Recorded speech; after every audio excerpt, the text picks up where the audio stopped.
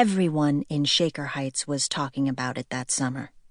How Isabel, the last of the Richardson children, had finally gone around the bend and burned the house down. All spring the gossip had been about little Mirabelle McCullough, or, depending which side you were on, Mei-Ling Chow. And now, at last, there was something new and sensational to discuss.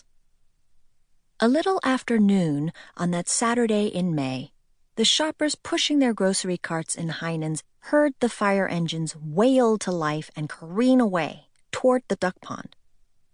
By 12:15, there were 4 of them parked in a haphazard red line along Parkland Drive, where all 6 bedrooms of the Richardson house was ablaze, and everyone within a half-mile could see the smoke rising over the trees like a dense, black thundercloud.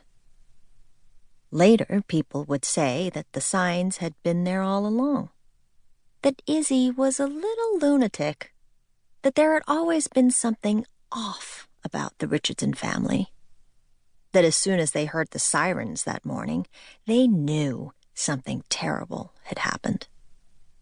By then, of course, Izzy would be long gone, leaving no one to defend her, and people could, and did, say whatever they liked. At the moment the fire trucks arrived, though, and for quite a while afterward, no one knew what was happening.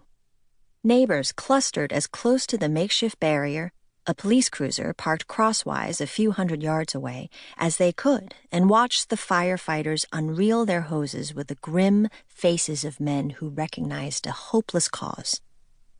Across the street, the geese at the pond ducked their heads underwater for weeds, wholly unruffled by the commotion. Mrs. Richardson stood on the tree lawn, clutching the neck of her pale blue robe closed. Although it was already afternoon, she had still been asleep when the smoke detectors had sounded. She had gone to bed late and had slept in on purpose, telling herself she deserved it after a rather difficult day. The night before, she had watched from an upstairs window as a car had finally pulled up in front of the house. The driveway was long and circular, a deep horseshoe arc bending from the curb to the front door and back, so the street was a good 100 feet away, too far for her to see clearly. And even in May, at 8 o'clock, it was almost dark besides. But she had recognized the small tan Volkswagen of her tenant, Mia, in its headlights shining. The passenger door opened and a slender figure emerged, leaving the door ajar. Mia's teenage daughter, Pearl. The dome light lit the inside of the car like a shadow box, but the car was packed with bags nearly to the ceiling, and Mrs. Richardson could only just make out the faint silhouette of Mia's head, the messy topknot perched at the crown of her head. Pearl bent over the mailbox, and Mrs. Richardson imagined the faint squeak as the mailbox door opened, then shut. Then Pearl hopped back into the car and closed the door. The brake lights flared red, then winked out, and the car puttered off into the growing night. With a sense of relief, Mrs. Richardson had gone down to the mailbox and found a set of keys on a plain ring, with no note. She had planned to go over in the morning and check the rental house on Winslow Road, even though she already knew that they would be gone. It was because of this that she had allowed herself to sleep in.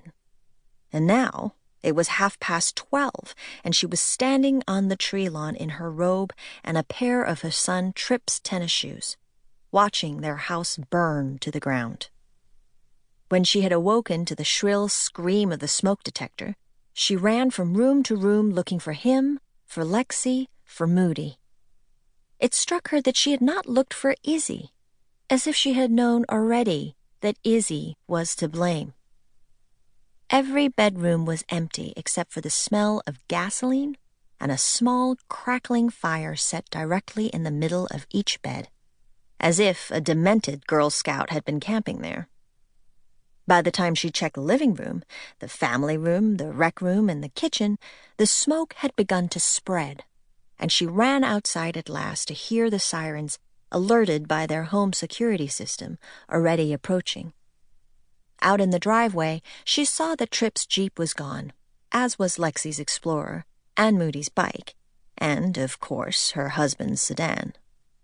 He usually went into the office to play catch-up on Saturday mornings. Someone would have to call him at work. She remembered then that Lexi, thank God, had stayed over at Serena Wong's house last night. She wondered where Izzy had gotten to. She wondered where her sons were, and how she would find them to tell them what had happened.